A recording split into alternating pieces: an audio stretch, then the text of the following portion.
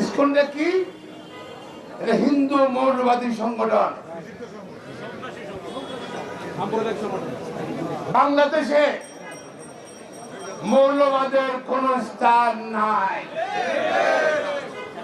অনতিবিলম্বে সরকারের দাবি জানাচ্ছি, ইসকনকে বাংলাদেশে নিষিদ্ধ ঘোষণা করা হোক সরকারি ভাবে।